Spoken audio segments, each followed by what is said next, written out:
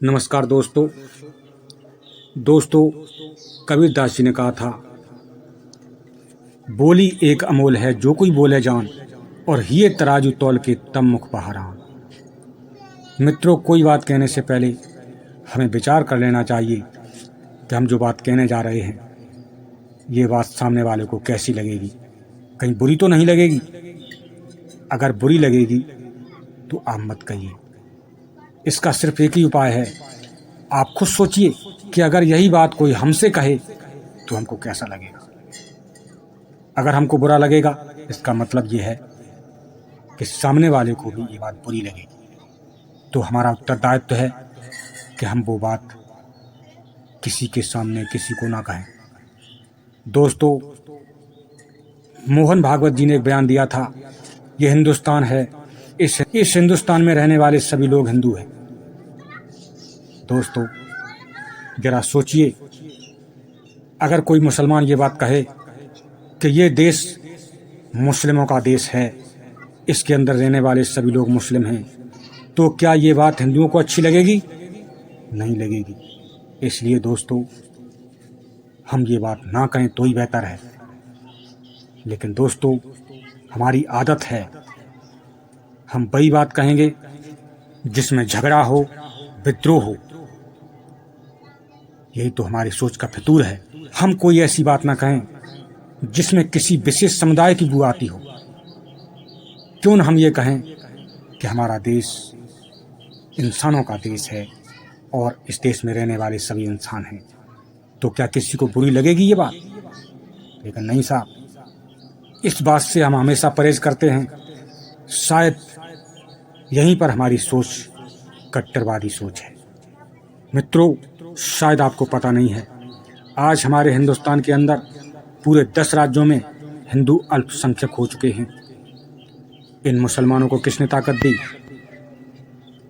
हमारे ही भाई हिंदुओं ने, जो ये कहते हैं कि हिंदू राष्ट्र बनना चाहिए। एक तरफ आपसे कहते हैं कि हिंदू राष्ट्र बनना चाहिए और दूसरी तरफ ऐसे मुसलमानों को ताकत देते हैं, पावर देते हैं, जो कट्टरवादी विचारधारा के हैं, जो क्रूर हैं, अत्याचारी हैं, जो आतंकवादी विचारधारा रखते हैं, जो जात के नाम पर, धर्म के नाम पर आपको काटना शुरू कर देंगे, पौलना शुरू कर देंगे, आपकी बहन बेटियों के साथ बलात्कार करेंगे, मंदिरों को तोड़ेंगे, आपके धर्म को मिटाएंगे और आपको जबरदस्ती सत्ता के दम पर इस्लाम धर्म स्वीकार करवाएंगे। ऐसे लोगों को ये लोग ताकत दे रहे हैं। ये तुम्हारे हिंदू भाई और आपसे कहते हैं हिंदू राष्ट्र बनना चाहिए। ये बेवकूफ़ मक्कार ये नहीं जानते, जब तुम हिंदुओं के साथ भेदभाव करोगे, जो आम लोग हैं, जो अच्छे लोग हैं, जो सज्जन लोग हैं, उनको ताकत नहीं दोगे, और जो गुंडा टाइप के हैं, जो क्रूर हैं, अत्याचारी हैं, उन्हें आप ताकत दोगे। यही लोग सत्ता के लिए आपसे विद्रोह करेंगे, आपके साथ विश्वासघात करेंगे और आपकी बहन बेटियों के साथ बलात्कार करेंगे, आपको धर्म को मिटाएंगे, फिर चाहे वो हिंदू हो चाहे मुसलमान हो। इसलिए दोस्तों, मैं कहता हूँ, जात छोड़िए, धर्म छोड़िए, सज्जन लोगों को अपनाइए।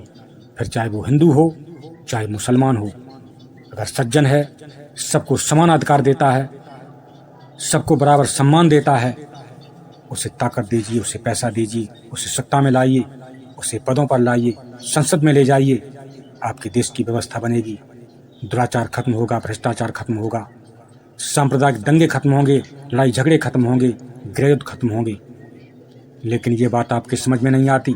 आप हिंदू धर्म की तो सुरक्षा करना चाहते हो, लेकिन हिंदू धर्म सुरक्षित कैसे होगा, उसको समझने की अकल ही नहीं है। आप कभी भी हिंदू धर्म सुरक्षित नहीं कर पाएंगे। जब तक आप भेदभाव करेंगे, शोषण करने की विचारधारा रखेंगे, तब तक आप गलत लोगों को ताकत देंगे और यही गलत लोग सत्ता के लिए आपके सामने खड़े हो जाएंगे और आपके साथ विश्वासघात करेंगे, आपकी बहन बेटियों के साथ बलात्कार करेंगे, आपके धर्म को मिटाएंगे, आपकी जात को मिटाएंगे। इसलिए अगर थोड़ी भी समझदारी बची है तो आज से ही अच्छे लोगों को ताकत देना शुरू कीजिए, सज्जन लोगों को ताकत देना शुरू कीजिए, और जो गुंडा टाइप के लोग हैं, अत्याचारी हैं, क्रूर हैं, बदमाश हैं, ऐसे लोगों को सत्ता से दूर कीजिए, इन्हें पदों से हटाइए। और इनकी सबसे बड़ी पहचान ये है, ऐसे लोग ज़्यादा पढ़े लिखे नहीं होते। इसलिए मैं कहता हूँ, सत्ता पर आप कवियों को लाइए, गायकों को लाइए, अभिनेताओं को लाइए, लेखकों को लाइए और साइंटिस्ट, इंजीनियर, इनको लाइए। ये लोग हमेशा समाज के लिए काम करते हैं। अगर इनके विरोध में हम खड़े भी हो जाएंगे कोई बात समझाने के लिए, तो ये सीधे हम पर हमला नहीं करेंगे, हमारी बात सुनेंगे, समझेंगे और उस पर विचार करेंगे। लेकिन आप गुंडों को लाएंगे, बदमाशों को लाएंगे, तो ये लोग कोई बात नहीं सुनेंगे। आप विरोध करेंगे, तुरंत आपके खिलाफ सत्ता का इस्तेमाल करेंगे। तो दोस्तों, आप ज़्यादा कुछ नहीं कर सकते, तो बस इतना ही कर दीजिए। जो गायक हैं, जो सज्जन हैं, कवि हैं, लेखक हैं, इन्हें आप सत्ता पे लाइए। साइंटिस्ट हैं, इन्हें आप सत्ता पे लाइए।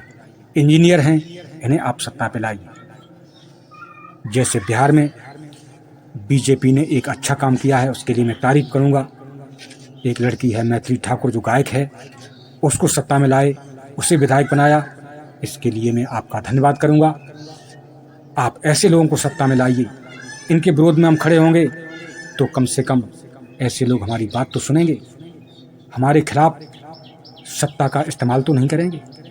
तो मित्रों, मैं आपसे कहना चाहता हूं, सत्ता पे बैठकर जो क्रूर लोग हैं, जो बदमाश हैं, जो गुंडे हैं, इन्हें हमेशा सत्ता से दूर रखिए।